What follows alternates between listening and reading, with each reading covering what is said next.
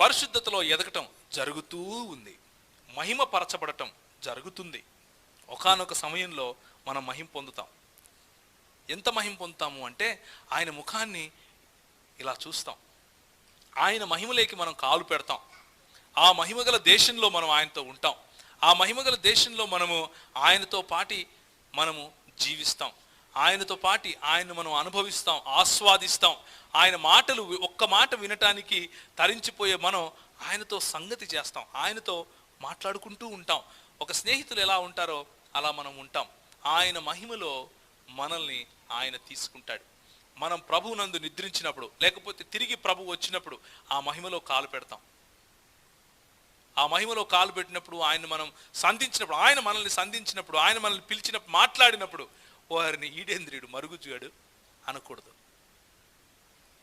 అది నిజమైన రక్షణ అని మీరు అనుకుంటే, దాంతో మీరు తృప్తి పడిపోతే, మీకంటే దరిద్రమైనటువంటి క్రైస్తవులు ఇంకొకరు లేరు. నాకు అది చాలు అనుకుంటే అంతకంటే దరిద్రమైన క్రైస్తవం ఇంకోటి లేదు. అది అడుక్కోవటం, దేవుణ్ణి కోరుకోవటం కాదు, దేవుణ్ణి ప్రేమించటం కాదు. అడుక్కునే బతుకు కంటే కూడా ప్రేమించే బతుకు బెటర్. దేవుణ్ణి ప్రేమిస్తే పరిపక్వతలోకి ఎదుగుతాం, రోజు ఎదుగుతాం, రోజు ఎదుగుతాం. అలాగని చెప్పి మనకు అవసరతలు ఉండవా? మనం అడగమా దేవుణ్ణి? అడుగుతాం. మనం పిల్లలుగా అడుగుతాం, అడుక్కునే వాళ్ళగా కాదు. ఆయన ఉన్నాడు, వాళ్ళ నాయన దగ్గరికి వెళ్తాడు, రేపు ఎంసెట్ ఫీజు కట్టాలి నాయన అని చెప్పి 10 రోజులు ఉపవాసం ఉంటాడా?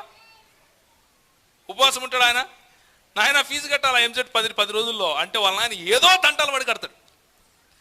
పిల్లోడు అడిగేదానికి అడుక్కుండేవాడు అడిగేదానికి తేడా అది. అడుక్కుండేవాడు నువ్వు కొట్టి కొట్టి కొట్టి కొట్టి సార్ సార్ సార్ సార్ అంటే కష్టం మీద ఒక 10 రూపాయలు వేస్తారు. పిల్లోడు అడిగితే నీకు ఏం కావాలరా, నేను సంపాదించిందే నీకోసం. ముందు మనం శిష్యులం అవ్వాలి, ముందు మనం ఆయన పిల్లలం అవ్వాలి, ముందు మనం ఆయన అధికారాన్ని తిరిగి సంపాదించాలి. ఆ తర్వాత వచ్చేటివన్నీ వస్తాయి, ఇచ్చేటివన్నీ ఇస్తాడు.